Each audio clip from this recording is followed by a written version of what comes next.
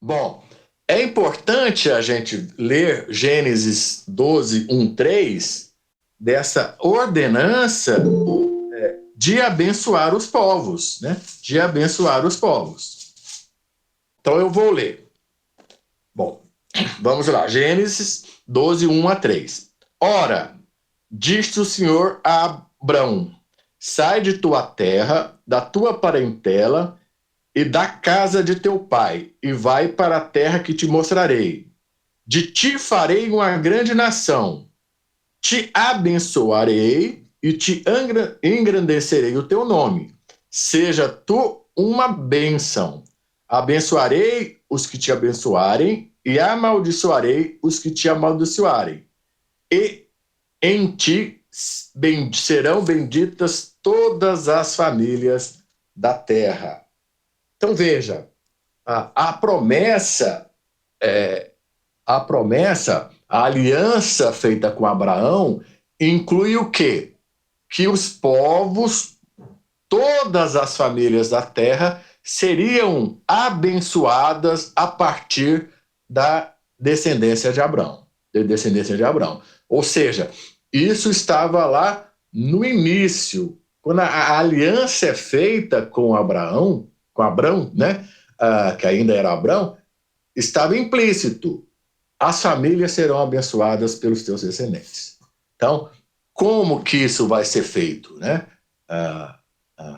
É a questão das missões. Então, quando eu faço missões, eu estou cumprindo uma aliança que foi feita lá há milhares de anos atrás com Abraão, com a parentela dele. E eu também sou fruto dessa aliança. Então, alguém me contou, alguém me abençoou, tá? Então vamos lá. Abençoe-nos para que as nações se convertam. Então essa é uma visão extremamente importante para o povo de Israel. Ou seja, a minha bênção é um farol, né, para os outros povos. Estou voltando aqui para o lado errado.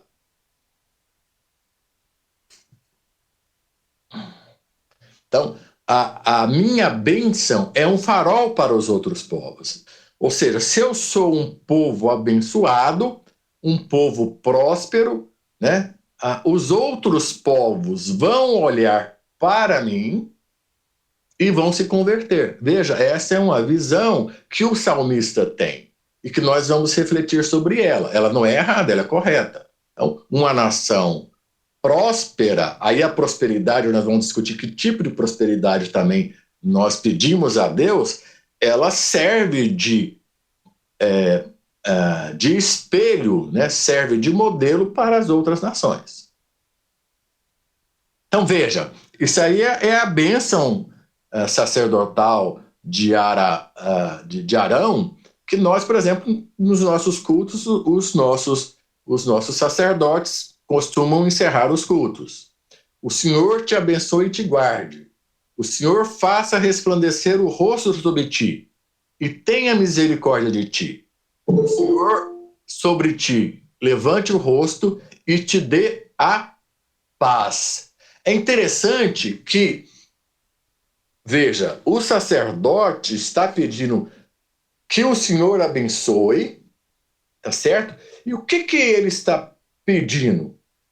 Pede a bênção, pede a guarda, pede a misericórdia e pede a paz. É interessante que nessa bênção a gente está tão mecanicamente acostumado com ela, mas essa bênção não pede fazenda, não pede rebanhos de boi, não pede colheitas abundantes, né? Porque é lá para a época, né? Não pede esposa linda e maravilhosa, não pede marido maravilhoso e milionário, né? Ele só tem pedidos de coisas imateriais, né? E principalmente ele pede no final o quê? A paz. Então é interessante que veja que a bênção solicitada, né, são bênçãos que não estão relacionadas necessariamente com isso aí que a gente está vendo. Veja que o sacerdote, quando ele abençoa o povo, ele não está pedindo bênçãos materiais. É interessante a gente refletir sobre isso, né? É muito importante a gente refletir sobre isso. O sacerdote, ele não pediu bênção de dinheiro. O que a bênção de Arão pedia era isso aí, ó, a graça de Deus, né? Então, essa graça no sentido amplo, tá certo? É claro que Deus, ele nos abençoa tanto temporalmente, né, no concreto, quanto espiritual, tá certo? Então, ele tem essa capacidade de fazer essas bênçãos, tanto temporais quanto espirituais, tá? Mas aí a gente deveria pensar o seguinte, que as bênçãos materiais, elas deveriam ser canais através dos quais as pessoas reconheçam e vejam Deus na vida do cristão. Então, toda vez que eu sou abençoado materialmente, eu deveria refletir o seguinte: como que o não crente vê a minha bênção? Então, essa bênção que eu recebi vai servir para atrair o não crente para Cristo?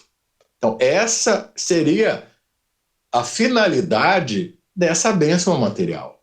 Então, Deus me abençoa materialmente, mas Ele quer que essa bênção também seja o quê? Uma maneira pela qual os povos, as outras pessoas, cheguem até Ele. Era essa visão que o Israel antigo tinha, né? Que ela não é incorreta, ela é correta. A minha bênção material deve servir para que as pessoas vejam aí. Então, essa questão das bênçãos materiais serem canais para que as outras pessoas reconheçam Deus em nossas vidas. Certo? Aí é uma figurinha muito interessante, né?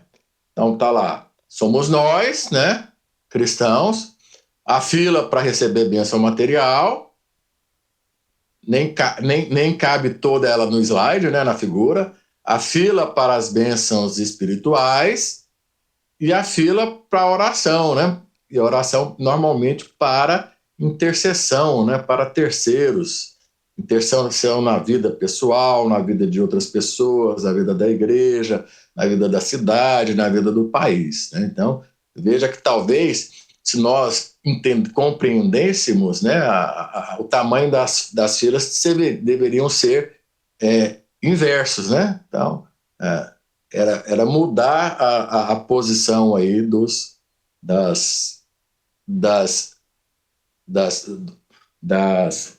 pedidos, né? Dos pedidos. Bom, veja, o que ele achei interessante, ele colocar essa questão da cobrança, né? Precisamos cobrar de Deus, Deus esquece do que ele prometeu, Deus esquece dos seus mandamentos? Não, ele não esquece. A questão é que o tempo de Deus, só ele compreende, só ele sabe, né? Só ele sabe quando ele vai responder os nossos pedidos, tá? Então, não precisamos cobrar de Deus, ele é fiel. Então, ele cumpre as suas promessas. Bom, aplicação. Os nossos pedidos de bênçãos são puros, né? O que eu tenho pedido de bênção? A gente fazer essa autoanálise, essa introspecção. É realmente puro, é realmente justo o que eu estou pedindo para Deus? Né? Porque se eu pedir coisa impura e coisa injusta, você não vai ser respondido. Mas a gente tem feito isso? Outra questão importante, né? Isso aí para todo cristão. As minhas bênçãos, aí no caso, é mais a questão da bênção material. Uma porção das nossas bênçãos estão sendo usadas na expansão do reino de Deus? Então, ele me abençoa materialmente, né? Ele já me abençoou espiritualmente, ele já me deu a salvação, já me deu a vida eterna. Eu, pelo menos com uma parte das minhas bênçãos, eu estou substituindo o termo bens por bênçãos. Então, a gente tem que imaginar o seguinte: o que eu tenho materialmente é bênção, né? O povo de Israel, o povo judeu, tem essa visão, né? O que ele tem é bênção, né? Deus que deu. Então, eu uso parte das minhas bênçãos, dos meus bens, para a expansão do reino de Deus, o reino de Cristo? Então, são perguntas para nós respondermos. Bom, segunda parte do Salmo. Alegrem-se os povos da terra, porque Deus os governa e os guia. Então, isso hoje é algo muito estranho, né, a gente escutar isso hoje, né? Porque o mundo está tão confuso. Se os irmãos têm acompanhado aí os movimentos nos Estados Unidos, na Europa, movimentos contra o racismo, que na realidade se expandiu para várias outras reivindicações que fogem da questão do racismo e querem mudar toda a forma de governo, quer acabar com polícia, quer acabar... Então, tem tantas coisas estranhas no mundo, né? O aborto sendo totalmente liberado, eutanásia, e vem o salmista aqui, né? E nós estamos estudando que é Deus que governa tudo. O salmista vem e nos fala que Deus governa e guia, né? Então, para o mundo atual, isso é muito estranho, né? Isso é muito estranho. Então, voltando aqui, veja, nós vivemos num sistema injusto, né? O pastor Éder é que fala muito isso, ele prega muito sobre isso. O mundo é injusto, né? Aí, exemplos, né? O empresário é o burro, né? E o governo, o que é? É o explorador, né? A carga de tributos. O povo, né? Tá lá o povo, alimenta o governo e políticos corruptos, né? O povo sofre e o governo, os governantes vivem muito bem, né? Você paga muito imposto e tem poucos serviços, né? Então, o sistema terreno, ele é perverso, né? Ele é perverso. Ele, ele é mau, né? Agora, Deus, ele é um governante e nós sabemos que ele virá julgar com equidade.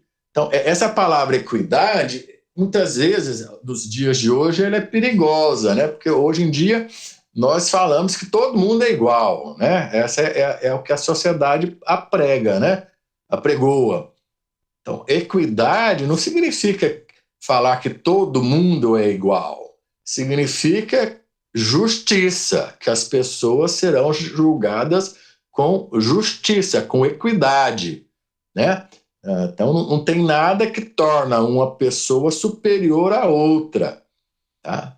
Apesar que no mundo atual, sim, mas Deus vai julgar, ele não vai nem querer saber se o cara é milionário ou se ele é miserável.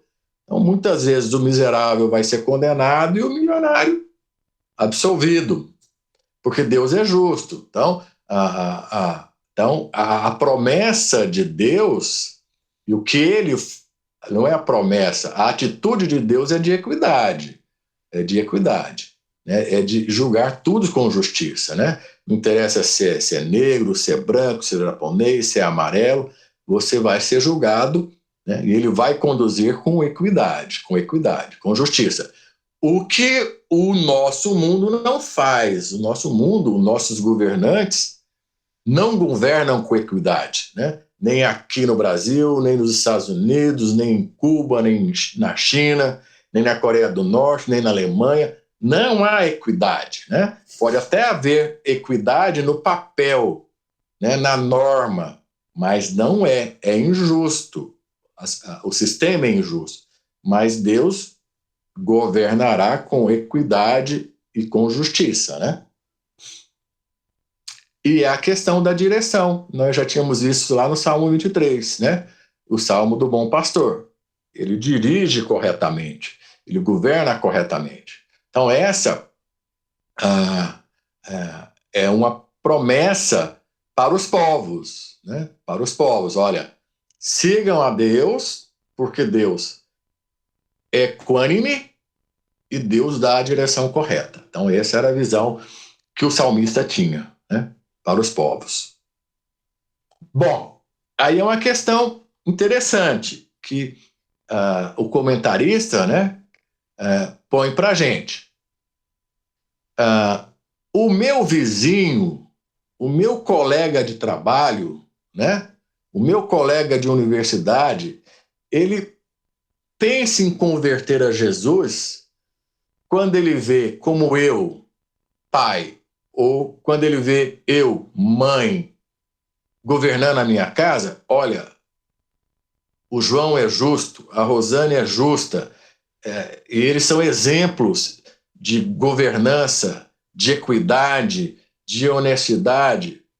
Pô, esse cara é legal. Por que ele é assim? Eu vou querer ser como ele. Então, tem pessoas querendo se converter a Deus baseado no governo das nossas casas? Interessante, né? É uma pergunta boa também para a gente levar para casa. Vem para nós aí agora enquanto comunidades de igreja, né? As nossas igrejas são modelos de justiça? Os nossos líderes são modelos? Os nossos pastores? Quando uma pessoa vai na nossa igreja, Filadélfia ou qualquer outra, né? Ele vê ali, pô, isso aqui é bem organizado, é bem dirigido. Eu vejo que os líderes, os pastores são pessoas que lidam com justiça. Então, será que as nossas assembleias, né, as assembleias das nossas igrejas, são modelos disso também? A pessoa vai olhar e fala, opa, eu gostaria de fazer parte dessa comunidade. Eu gostaria de fazer parte desse grupo, né? Aí, né? Elas atrairiam, as assembleias atrairiam o não crente? Ele vai sentir que ali é uma assembleia justa? Não é a Câmara de Vereadores? Não é o Congresso Nacional? Né? Bom, isso aí é outra coisa também que o pastor Éder, eu estou sendo pastor Éder porque é o nosso pastor, né? Ele adora isso aí, né? E os políticos crentes? E aí? Quem vê um político crente na televisão, ele quer se converter? Ele quer virar um cristão? Ele quer virar um evangélico? Ele quer virar um protestante? Quando ele vê um deputado federal, um deputado estadual, um senador evangélico? E aí? Certo? Porque aí o que nós estamos vendo é o modelo lá do Velho Testamento, é da referência. E aí? Bom, e a última parte do Salmo, né? Deus nos abençoou e, portanto, os povos o temerão. Né? Deus nos abençoou e, portanto, os povos o temerão. Então veja aí, ó, né? Uma colheita farta, uma colheita abundante. Então, muitos dos motivos das festas judaicas, que eram festas relacionadas às colheitas, nessas festas, o judeu permitia que outras pessoas participassem, que outras pessoas viessem às festas. Por quê? Porque eram momentos de conversão. Então ele vai, olha, a nossa colheita de trigo, a nossa colheita de laranjas, mexericas, elas foram maravilhosas. Por quê? Porque Deus está conosco. Então, nessa mentalidade do Oriente Médio, né, da antiguidade, a colheita, a fartura representava o quê? A principal bênção divina. Então, Deus nos abençoou. Então, eu quero esse Deus. Eu quero esse Deus. Eu quero Jeová. Por quê? Porque ele abençoa os seus seguidores, né? Então, essa é uma visão contida no Velho Testamento. Bom, uma aplicação para hoje, né, que é proposta para a gente, então, os que vivem em cidades cosmopolitas e os que vivem em regiões rurais, mas que têm estrangeiros no seu meio, têm oportunidades para convidar membros das nações para vir, tá? E participar nas colheitas, na sua casa ou na fazenda. Seria uma boa oportunidade de agradecer a Deus testemunhando a um visitante, né? Isso é interessante, né? Porque a gente pode pensar, mas como que eu vou chamar alguém para uma colheita na minha casa se eu moro aqui em Goiânia? Eu não planto nada, eu não crio nada, mas nós colhemos os frutos do nosso trabalho, né? O seu trabalho, honestamente, independente da minha profissão, se eu sou uma lavadeira ou se eu sou um médico, eu tenho colheita, eu estou colhendo. Então, e aí ele deu esse exemplo de convidar estrangeiros. Bom, então eu posso chamar esse estrangeiro para vir na minha casa, para que ele participe, né, da minha bênção.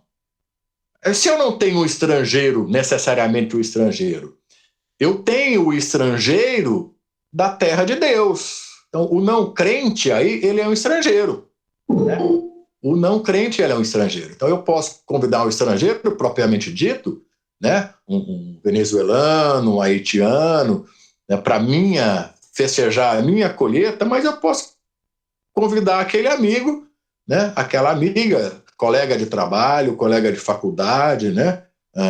Para vir na minha casa e que ela veja as minhas bênçãos. Mas aí a gente tem que voltar lá no anterior. Eu realmente, ao convidar essa pessoa, eu vou influenciá-la para o bem ou para o mal, né? A minha casa realmente vai ser um reflexo de Deus ou não? Mas é importante a gente pensar sobre isso. Bom, então, concluindo.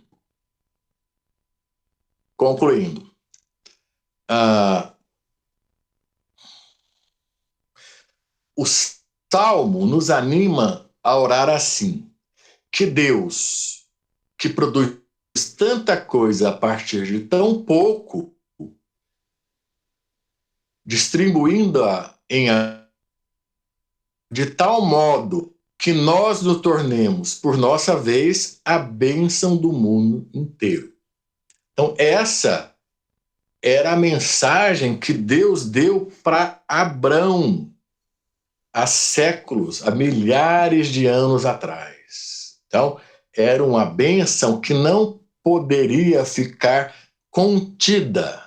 Não era uma bênção apenas para ele e para seus descendentes. Essa bênção estava já predeterminada que ela seria para todas as famílias do mundo. Então esse chamamento, ele está presente até hoje. Então, nós temos que ser bênção para o mundo, né? Se a gente vai estudar lá o Sermão do Monte, Cristo discorre longamente e usa várias figuras sobre ser bênção, né?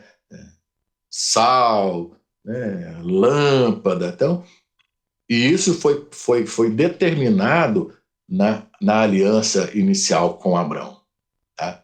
E é interessante que nós podemos hoje utilizar as duas maneiras: o ir, que é um mandamento de Cristo, né? Os judeus, eles utilizavam basicamente o vir, esperavam as pessoas chegarem, né, para ver as bênçãos, testemunhar das bênçãos e assim ter a conversão. Então, os judeus utilizavam mais do vir, muito mais do vir, tá? E muitas vezes até, né, usavam mal, mas Jesus manda ir. E isso, os apóstolos iniciaram o ir, né? Pedro, Paulo, João, eles foram. E isso se espalhou, a mensagem se espalhou pelo mundo. Mas o vir, ele nunca foi abolido, né? Ele nunca foi abolido. Então, nós precisamos também usar o vir. As pessoas têm que ver em nós, nas nossas atitudes, nas nossas casas, nas nossas igrejas, nas nossas assembleias, a face de Deus, né? A face de Deus. Porque se as pessoas não verem, né, ou virem, né, não sei como é que está aí o português, se as pessoas não verem em nós a face de Deus, como que eu indo as pessoas verão? Certo? Então, tudo começa com a postura interior. Então, nós temos que pensar que nós temos que abençoar o mundo, tanto quando nós vamos e quando as pessoas também vêm. Então, é as duas maneiras que nós temos para abençoar o mundo. Bom, e aí estaria o amor por missões, né? Que a Delminha aí deve estar achando bom. Então, a missão, na realidade, é tanto ir, mas ela também é ouvir, né? As duas coisas, na minha opinião, estudando esse salmo, elas acontecem. Então, se a pessoa vem na minha casa, vem no meu consultório, vem no meu escritório de contabilista, de advogado, vem na minha empresa e ele não ver Cristo, eu não sou um missionário. Eu não sou um missionário. Então o vir é importante. O ir é importante. Nós temos que fazer as duas coisas. As duas coisas. Eu acho que esse é o último slide. A gente tem 10 minutos aí para debater, né? Para conversar. Então fica aberto aí aos irmãos que queiram falar, que queiram perguntar alguma coisa, e o que eu não der conta de responder, tem muitas irmãs e muitos irmãos aí mais habilitados do que eu. Vamos lá, gente? Bom dia a todos. Bom dia, graças a paz. Quando a gente entra no seminário, tem uma matéria que chama Teologia Sistemática. Qual é a base dessa matéria? É estudar a Bíblia através de grandes blocos. Então, a gente começa estudando o que é a palavra de Deus, depois passa para Deus, estuda o homem, estuda sobre o Espírito Santo, Jesus Cristo, e lá no finalzinho do livro, estuda sobre a teologia da igreja. E depois sobre a doutrina do futuro. Então, geralmente os livros de teologia sistemática, eles se organizam dessa maneira.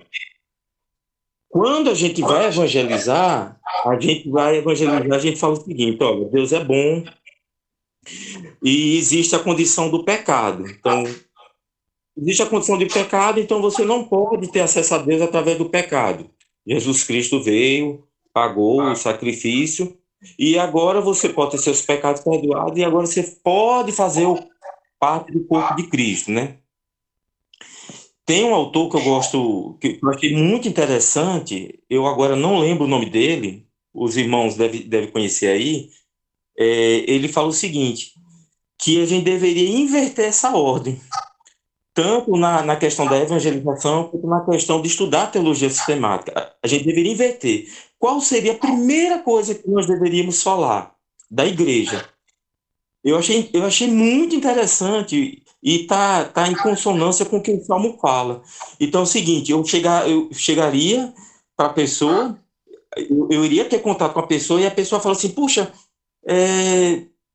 você faz parte de uma comunidade tão bacana, uma comunidade que tem amor, que tem respeito, que que vocês querem obedecer a Deus. Como é que faz para entrar, como é que faz para fazer parte dessa comunidade? Eu quero fazer parte da igreja. Aí a gente iria trabalhar aqueles assuntos. Então, é uma comunidade cativante, é uma comunidade que as pessoas não encontram, as pessoas fora do corpo de Cristo, ela não encontra paz, ela não encontra amor, ela não encontra justiça. E aí, no caso, a igreja, os vários irmãos vivendo o evangelho de forma prática, iria chamar essas pessoas para fora. E aí é como você falou, chamar as pessoas de fora para dentro. E aí é como você falou, às vezes chamar um vizinho para jantar aqui com a gente. Eu, por exemplo, ontem eu capinei aqui na porta de casa, né? E os vizinhos aqui são idosos. Eu falei, gente, os vizinhos são idosos, eles não dão conta de capinar. Eu vou capinar minha porta e vou capinar a deles também. Então, assim, são esses pequenos gestos que as Exato. pessoas falam, pô, esse aqui é diferente. Uma vez, a primeira vez que eu fiz uma dobradinha aqui em casa, eu nunca tinha feito, né? Peguei a receita na internet e falei, vou fazer. Mas deu aquela panelona, né, de dobradinha. Eu falei, gente, eu não quero comer dobradinha na segunda, na terça, na quarta. Eu vou sair distribuindo os vizinhos aqui. E aí sair distribuindo. E aí os vizinhos falam, puxa, nossa, eles estranharam, achou um gesto assim tão assim, diferente. E gostaram, falou, nossa, muito obrigado. Eles ficaram assim, impactados, só porque eu dei um prato ali de dobradinha. Então, assim, são pequenos gestos que a gente mostra que nós somos diferentes. Não é porque a gente quer ser diferente. Não, não é. A gente não quer ser diferente. Mas Cristo em nós já nos faz O diferente. pressuposto é outro, né, pastor? O pressuposto é Isso. outro. Uhum. Não, Tá, senão a obrigado. gente pode ser, se torna um fariseu, né? Mas É. o que vem do coração, igual a sua visão lá de capinar dos vizinhos, a, a, a, a pessoa vê que é diferente. A pessoa vê que é Uhum. diferente. Né? Uhum. A Delma queria falar? Eu também quero falar. Então, pastor Éder, tem prioridade. Obrigado. A Delma já fala demais. Irmãos, esse salmo eu gosto mais dele. Eu queria só deixar duas coisas. Primeiro, esse salmo ele mostra que as bênçãos de Deus elas só têm sentido, em primeiro lugar, se ela for uma bênção comunitária. Ou seja, se o que Deus está. Ela está na segunda pessoa do plural. Abençoe-nos, Deus, e os confins da terra o temerão. Então não é abençoe a mim, eu quero, eu peço para mim, não. É abençoe-nos, Deus. Ou seja, que as bênçãos do Senhor sejam derramadas comunitariamente, para mim, para minha família, para meus vizinhos, para meus amigos. Igual essa história aí da dobradinha do Valdeir. Entendeu? Para que comer dobradinha todo dia? Divide com os vizinhos. Muita gente jogaria a dobradinha fora. Desculpa, Isso pastor. mesmo, justamente. A outra coisa que eu lembro de gente da igreja que colheu muita alface e levava o caminhonete cheio de alface, chegava lá, os irmãos depois da escola dominical pegavam. Que isso é uma benção, É. entendeu? Então, ou seja, as bênçãos materiais, que esse salmo fala muito de bênçãos materiais. As bênçãos materiais, ela não deve ser só para mim, ela deve abençoar as outras pessoas. Então, aquilo que Deus me deu materialmente só tem sentido, biblicamente, se ele abençoar o próximo. E, em segundo lugar, tem que abençoar as nações. Então, o que eu ganho, o fruto do meu salário, da minha renda, será que está abençoando os povos? Será que tem gente em outra nação agradecendo pela minha vida, agradecendo pela nossa igreja? Então, esse salmo ele tem uma aplicação particular, individual, que é o que Deus me dá materialmente é distribuído com outras pessoas ao meu redor, porque lamentavelmente tem família que o marido, o dinheiro dele é separado da mulher. Ou seja, nem com marido e mulher eles não compartilham a bênção. Imagina se vai compartilhar com outras pessoas. Então a bênção que a gente tem é para compartilhar, primeiro, comunitariamente com quem está do nosso lado, e segundo, é para que as nações ouçam o evangelho, sejam abençoadas. isso particularmente, e a igreja. Que sentido tem aí Deus abençoar tanto a Filadélfia, como tem abençoado, se nós não abençoarmos as nações? Então, por exemplo, eu estou inquietado ultimamente, essas últimas semanas, porque a gente pensou que a igreja ia passar por muita dificuldade. Graças a Deus, Deus está abençoando a igreja. E agora eu estou me sentindo inquietado a falar com a liderança da igreja, com a diretoria, que a gente precisa pegar essa bênção que Deus nos deu e mandar também para outros povos, abençoar a obra transcultural, ajudar o PAN para que os outros missionários que não puderam ser assistidos sejam assistidos. Porque se Deus está abençoando nós, as nações precisam ser abençoadas com essa bênção. Então eu acho que esse salmo tem essas duas aplicações fundamentais. As bênçãos materiais, ela só tem sentido quando ela vem sobre mim e eu distribuo com as pessoas do meu lado, a minha família, meus amigos, e também quando essa bênção é distribuída lá nas nações. Os povos não alcançados, eles glorificam a Deus porque Deus me abençoou e eu estou ajudando a abençoar esses povos. Obrigado, é só isso. Amém. Eu não sei se a Delma realmente queria falar. Se a Delma quisesse falar, ela pode falar. Aí nós encerraríamos a nossa reunião. Acho que ela não quer falar, não. Eu vou pedir para que uma irmã ou um irmão, né, nos eleve em oração, encerrando a nossa aula de hoje, o nosso encontro, que eu gostei muito, né, apesar dos problemas aí do novo sistema, mas eu gostei muito, foi muito bom. Eu estou vendo que o Paulo, o nosso pastor e missionário, ele quer orar, Paulo? Eu acho que ele não está. Eu vou deixar aberto para qualquer irmão, qualquer irmã que queira orar. Tá bom. Senhor amado, muito obrigado por esse dia, por sua palavra logo de manhã. Agradecemos por trabalharam a aula. Agradecemos pela vida do irmão João, que tem preparado, exposto a nós. Recebe a nossa gratidão e abençoa-nos nesse dia, para que sejamos também bênção para você, em nome de Jesus. Amém. O pastor Paulo agora está aberto o microfone dele. Apanhando com o microfone aqui. Estava apanhando o microfone. Também apanhando. Vamos encerrar então a reunião com o pastor Paulo, nosso missionário. Senhor Deus, obrigado por essa aula em tua presença, Senhor. Quanto é importante Salmo 67 em nossas vidas. O Senhor abençoa os irmãos em seus trabalhos e os confins da terra o temem e são abençoados. Deus, em nome de Jesus, que essa semana seja de grande bênção, o culto de logo mais, e que o teu nome continue sendo glorificado agora e por todo sempre. Amém. Amém. Irmãos, bom domingo para todos.